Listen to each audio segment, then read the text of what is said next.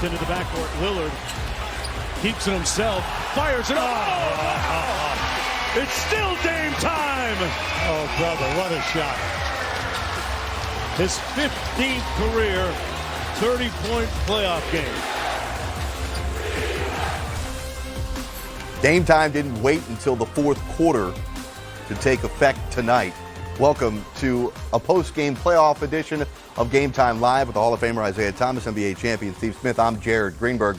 The Portland Trail Blazers will live to see a Game 7 as they win it 119-108. We'll take you back out to Moda Center in a couple of moments for live post-game press conferences. We'll take you inside the locker room and break this one down as we hear from the coaches and players. Damian Lillard tonight was just sensational, guys. He had 32 points on 11 of 23 shooting. This is the Damian Lillard we've been waiting to see, and you had alluded to it in our pregame show. Getting back home, you were excited to see him operate tonight. And you knew this was a series he wasn't going to stay in a slump for long.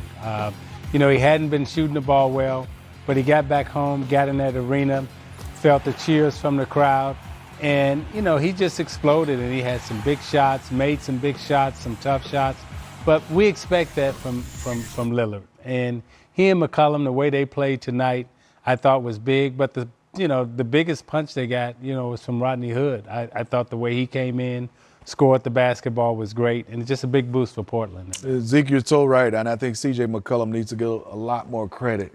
Whenever Dame is not having a good game, or when he's having a good game, he's been that solid sidekick, played tremendous throughout this series and the last. Then you talked about Rodney Hood, but I also like Zach Collins, the youngster coming in. Canner hasn't scored extremely well. They went to Myers Leonard, but I think they've settled in on Zach Collins. He's been battling. He came up with 14 big points and some big minutes, Jared, for the Trailblazers. Bench for the Blazers, 42 points tonight. Just 13 points from the second unit of the Denver Nuggets, who will go back home for Game 7 on Sunday. And again, we're waiting to take you back out to Moda Center. Talk more about Lillard for a moment. You mentioned the shooting struggles. In games 2 through 5 of this series, that 3-game stretch, he was only averaging 23 points a game on 39% shooting, and he had made 6 total three-pointers in 3 games. Tonight, he had made 7 total three-pointers in 3 games. Tonight, he makes 6 of them and really got his efficiency numbers going and really found a way to break through. I mean, we love his confidence, and he has crazy confidence because he has great practice habits. So when guys like him, McCollum, Steph Curry, when they go through shooting slumps like we see in Curry go through a slump now, those guys have practiced so much, they rely on their practice habits. Yep. That's why they can have so much confidence and know at some point in time they're going to come out of it. And while everyone else may be sweating it, like Clay said earlier in the year, hey, if it's not Reggie Miller giving me some advice, or if it's not Ray Allen giving me some advice, Klay Thompson was like, I don't want to hear from nobody else. And these type of shooters like Dame, McCollum, I mean, when they go through a little shooting slump, they know how to get out of it because they have great practice habits. And that also, Zeke, he's played in 7 games elimination games, and he's averaged 25 points. Right. Yeah. That shows me he likes the big games. Oh, yeah. And he's one of those guys, whether win or lose, he brings his hard hat. And I like the way Portland's played. I like the way Canner's played. I like this team. They're a little bit more gritty, a little bit more tougher than they've had the teams they've had in the past. Yeah, they can, the 2 guys you don't want to see in a Game 7 coming to your house to play. You don't want to see Steph and Clay, and you don't want to see Dame and McCollum. I mean, because those 4 guys can really light it up.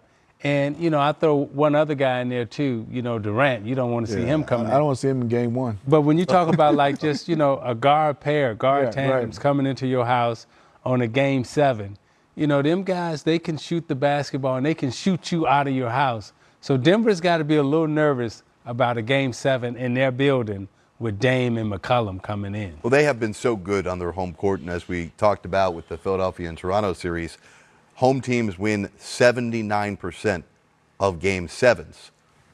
Obviously, there's still 21% of road teams that have gone on to win. Do you give the Blazers any sort of edge? Is there such thing? Everybody's split on this. Is there momentum from game to game in a playoff series? I think right now, you know, Portland has, you know, they got Jokic, and nobody can really match up with them. However, out on the perimeter, what Portland's bringing to the game right now in terms of Dame, CJ, and now Hood, those three guys are bona fide scorers, and Hood now has got his confidence. So, you know, it's going to be a tough game for Denver. Denver better come ready to play and play well to beat Portland. You know, I look on that Denver side is they have one guy that can, I would say, be a stabilizer, is Paul Millsap. If he can get going and control that pace with him playing down low. And another player, Jamal Murray's played fantastic. Yeah. Jokic has played fantastic. Gary Harris has to have one of those games. And I think defensively, it's a tough task. He's guarding either CJ or Dame, and that's his assignment. But we also know that he can knock down shots. I know they're wearing him down defensively, but he needs to have one of those games, the Game 7s, for Denver to be able to win this, I think, as well. And Smitty, with Hood stepping up and playing the way he's playing, where do you have Murray at?